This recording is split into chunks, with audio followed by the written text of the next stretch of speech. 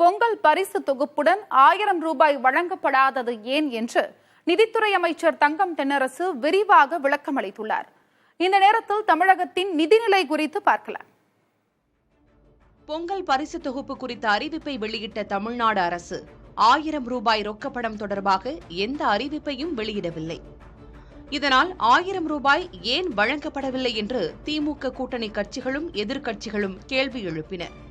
இதையடுத்து மத்திய அரசிடம் போதிய பேரிடர் நிவாரண நிதி வராத காரணத்தால் பொங்கல் தொகுப்பில் 1000 ரூபாய் வழங்கப்பட முடியாத சூழல் ஏற்பட்டுள்ளதாக நிதியமைச்சர் தங்கம் தென்னரசு தெரிவித்திருக்கிறார்.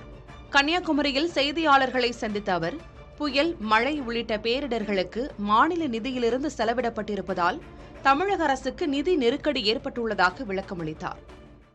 நமக்கு ஒன்றிய அரசிலிருந்து நமக்கு கொடுத்திருக்கிறது பேரிடர் நிவாரண நிதியிலிருந்து நமக்கு இதுவரை வந்திருக்கிறது 276 கோடி தான் வந்திருக்கு. நம்ம கேட்டிருக்கிறது 37,906 கோடி ரூபாய். முதல்ல இருக்கக்கூடிய அந்த பேரிழவுகளுக்கு பெஞ்சல் புயலுக்கு ஒரு 6,625. எனவே பொங்கல் தொகுப்பை பொறுத்த மட்டில் நாம் இந்த ஆண்டு அதை வழங்குவதற்கான ஒரு நிதிச்சுமையின் காரணமான ஒரு கடினமான சூழ்நிலை ஏற்பட்டாலும் கூட மாண்புமிகு முதலமைச்சர் அவர்கள் நான் முதலிலேயே குறிப்பிட்டதைப் போல ஏறத்தாழ 280 கோடி ரூபாய் அதுக்காக ஒதுக்கீடு செய்து பொங்கல் தொகுப்பில் இருக்கக்கூடிய பொருள்களுக்காக வழங்கியிருக்கிறார்கள். நிச்சயமாக நம்முடைய மாண்புமிகு முதலமைச்சர் அவர்கள் கருணை உள்ளத்தோடு அதை வரக்கூடிய காலங்களிலே நிச்சயமாக நிதி நிலைமை நமக்கு மிக சீராகக்கூடிய நடவடிக்கையினால் வரும்.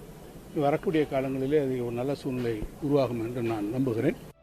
2024-25 நிதியாண்டில் தமிழக அரசின் கடன் 4.56 லட்சம் கோடி ரூபாயாக இருக்கிறது.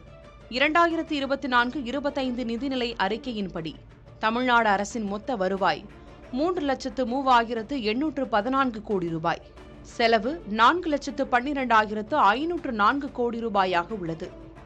மகளிர் உரிமை தொகை திட்டத்திற்கு ஆண்டுதோறும் 14,000 கோடி ரூபாய் செலவாகிறது.